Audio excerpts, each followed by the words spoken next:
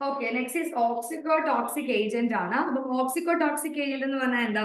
നമ്മുടെ യൂട്രസിൽ ഒരു stimulant effect ഉണ്ടാക്കാൻ സാധിക്കുന്ന ആൾക്കാരാണ് ഓക്സിക്കോടോക്സിക് ഏജന്റ്. ഓക്കെ, സോ യൂട്രസിന്റെ അകത്ത് സ്മൂത്ത് മസിൽസ് ആണ് ഉള്ളത്. അപ്പം അവരെ സ്റ്റിമുലേറ്റ് ചെയ്ത് അവരുടെ കോൺട്രാക്ഷൻസ് ഇംപ്രൂവ് ചെയ്യാനുള്ള ആൾക്കാരാണ് ഓക്സിക്കോടോക്സിക് ഏജന്റ്സ് എന്ന് പറയുന്നത്. ഓക്കെ, അപ്പം യൂഷ്വലി നമ്മൾ എർഗോട്ട് എന്ന് പറയുന്ന ഒരു ഏജന്റ് ആണ് ഓക്സിക്കോടോക്സിക് ഏജന്റ് ആയിട്ട് യൂസ് ചെയ്യുന്നത്.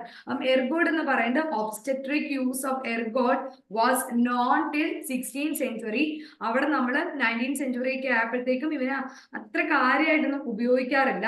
എർഗോട്ട് ഓഫ് റൈ അല്ലെങ്കിൽ എർഗോട്ട എന്നാണ് അറിയപ്പെടുന്നത്. അതായത് ഒരു ഫംഗസിനെ ഒരു പർട്ടിക്കുലർ പ്ലാന്റിനെ വളരാൻ അനുവദിക്കും.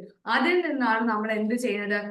ഈ പർട്ടിക്കുലർ സാധനത്തിനെ നമ്മൾ എടുക്കുന്നത്. Okay, so ergot is the dried sclerotium of a fungus Claviceps purpureae, belongs to family Hypocrisiae, developed on a ripe plant.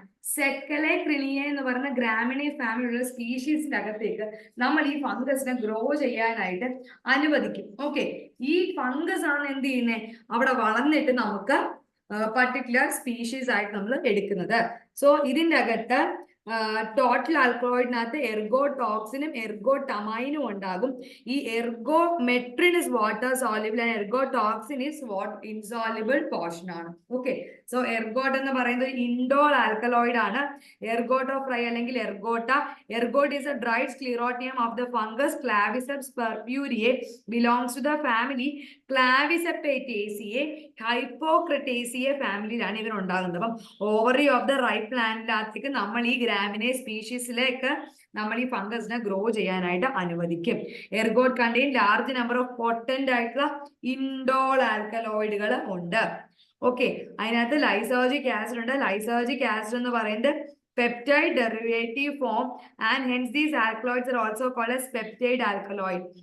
6 പാർട്ടിന് 2 ആയിട്ട് ഡിവൈഡ് ചെയ്യാം, 3 ആയിട്ട്. മൊത്തം 6 ഭാഗങ്ങളുണ്ട്. 3 ആയിട്ട് ഡിവൈഡ് ചെയ്യാം. 3 എന്ന് പറയുന്നത് വാട്ടർ സോലിബിളും 3 ഭാഗങ്ങൾ എന്ന് പറയുന്നത് വാട്ടർ ഇൻസോലിബിൾ ആണ്. So the which each pair contain levoform which is medicinally active. Okay, levoform എന്താണ്? മെഡിസിനലി ആക്റ്റീവും ഡെക്സ്ട്രോഫോം മെഡിസിനലി ഇൻആക്റ്റീവും ആണ്.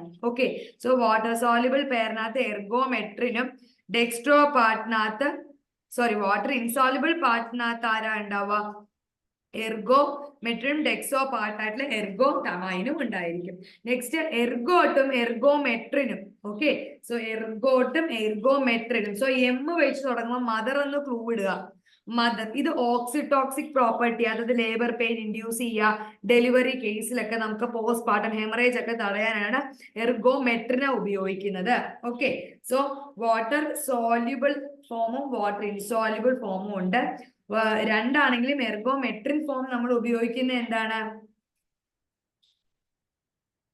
എർഗോമെട്രിൻ contain oxytocic property and ergotamine contain analgesic അല്ലെങ്കിൽ മൈഗ്രെയിനിലൊക്കെ യൂസ് ചെയ്യാറുണ്ട്. മൈഗ്രെയിനിൽ ഈസി എന്നൊക്കെ പറഞ്ഞു കിട്ടും, അത് എർഗോടമൈനാണ്. ഹെഡേക്ക് കുറയ്ക്കും. So this ergometrine and methyl ergometrine ആണ് നമ്മൾ ഒബ്സ്ട്രക്ടിക്സിൽ യൂസ് ചെയ്യുന്ന മേജർ ഇൻഗ്രീഡിയന്റ് ആയിട്ട് stimulate contraction of the uterine അല്ലെങ്കിൽ വസ്കുലാർ സ്മൂത്ത് മസിൽസ്.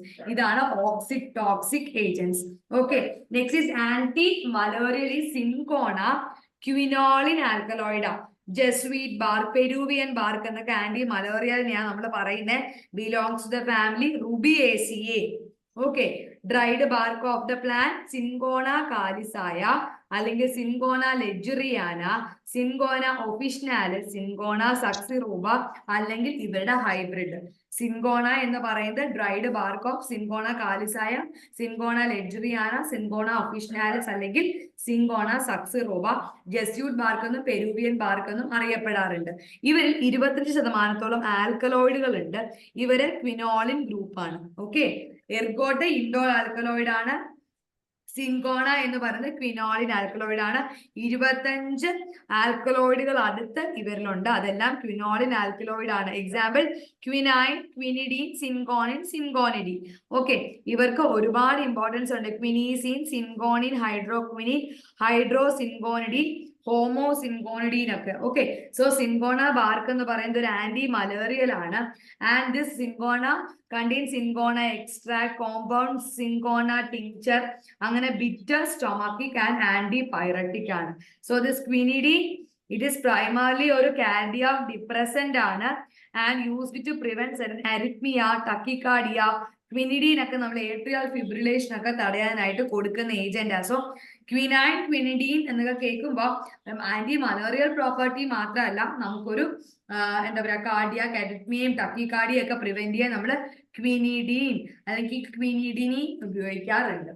ഓക്കെ, ഇനി ഏതാണ് നമ്മൾ വിട്ടു പോയിട്ടുള്ളത്? Anti rheumatic agent. ഞാൻ നിങ്ങൾക്ക് ക്ലാസ് എടുത്ത് വന്നിട്ടില്ലേ? ആന്റി റുമാറ്റിക് ഏജന്റ് കോൾച്ചിക്കം ഒക്കെ നിങ്ങൾക്ക് എടുത്തു നിങ്ങൾ മറന്നുപോയോ?